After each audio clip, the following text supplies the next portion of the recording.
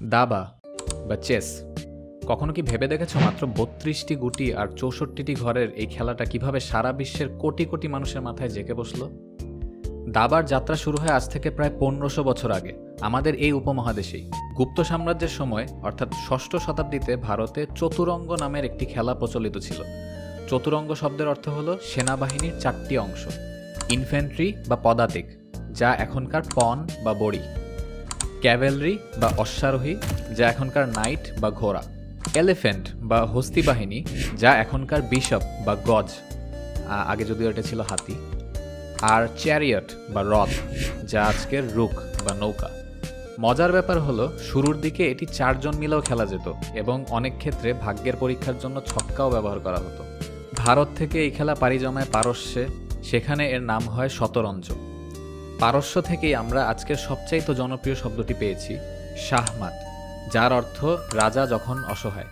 আর এই শাহমাত থেকেই এসেছে আমাদের আজকের বহুল পরিচিত শব্দ চেকমেট। এরপর ইউরোপে পঞ্চদশ শতাব্দীর দিকে খেলার নিয়মে বড় পরিবর্তন আসে। তারা ভিজিয়ার বা মন্ত্রীর বদলে সবচাইতে শক্তিশালী গুটি হিসেবে কুইন বা রানীকে যুক্ত করে এবং ক্যাসলিং বা কিস্তিমাত ঠেকানোর জন্য বিশেষ চালগুলো তৈরি করে দাবার আধুনিক রূপ দেয়।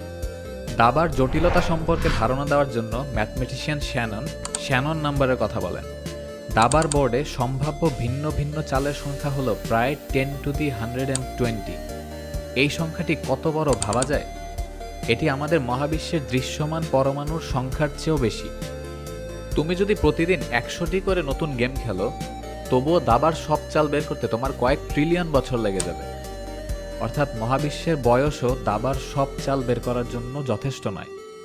প্রতিবার বোর্ডে বসলে তুমি যেন একটা নতুন ম্যাচ খেলতে যাচ্ছ, যা এর আগে কখনো খেলা বা দেখা হয়নি। দাবার কোনো সীমানা নেই। পৃথিবীর প্রতিটি দেশের মানুষ এই খেলার নিয়ম বোঝে। এটি রাজপ্রাসাদ থেকে ফুটপাত সবখানে সমানভাবে খেলা হয়। ইতিহাস ঘাটলে দেখা যায় নেপোলিয়ান বোনাপার্ট থেকে শুরু করে অ্যালবার্ট আইনস্টাইন সবাই দাবার ভক্ত ছিলেন। এখানে আরেকটা মজার বিষয় হচ্ছে, আইনস্টাইন দাবা খেলেছেন ফিজিসিস্ট রবার্ট অপেনহাইমারের সাথে, যিনি অ্যাটমিক বমের আবিষ্কারক, আর তখনকার ওয়ার্ল্ড চেস চ্যাম্পিয়ন ইমানুয়েল ল্যাস্কারের সাথে। তবে বর্তমান সময়ে দাবার জনপ্রিয়তা আকাশ সমান করে তুলেছেন ম্যাগনাস কার্লসেন এবং হিকারু নাকামুরার মতো চেস সুপারস্টাররা। তাদের প্রতিদ্বন্দ্বিতা এবং অনলাইন স্ট্রিমিং এই খেলাকে তরুণ প্রজন্মের কাছে নতুনভাবে জনপ্রিয় করে তুলেছে।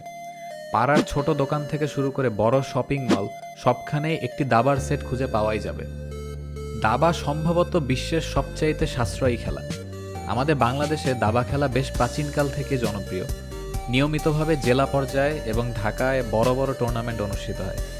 বাংলাদেশ গর্ব করতে পারে নিয়াজ মোরশেদ, জিয়াউর রহমান এবং এনামুল হোসেন রাজীবের মতো বিশ্বমানের গ্র্যান্ড মাস্টারদের নিয়ে। মজার ব্যাপার হলো, যেখানে ক্রিকেট বা ফুটবলের ভালো সরঞ্জাম কিনতে হাজার হাজার টাকা লাগে, সেখানে মাত্র ৮০ থেকে ১০০ টাকার মধ্যে সাধারণ দাবার সেট কিনতে পাওয়া যায়। অল্প টাকায় নিজের বা সন্তানের প্রবলেম সলভিং স্কিলস বা সমস্যা সমাধানের দক্ষতা বাড়ানোর জন্য এর চাইতে ভালো উপায় মনে হয় না আর আছে। তো বসে আছো কেন? এখনই একটা দাবার বোর্ড কিনে খেলা শুরু করে দিতে পারো। আর না হলে অ্যাপ স্টোর থেকে chess.com অ্যাপ নামিয়ে খেলা শুরু করে দাও। Or Play Store if you're an Android user.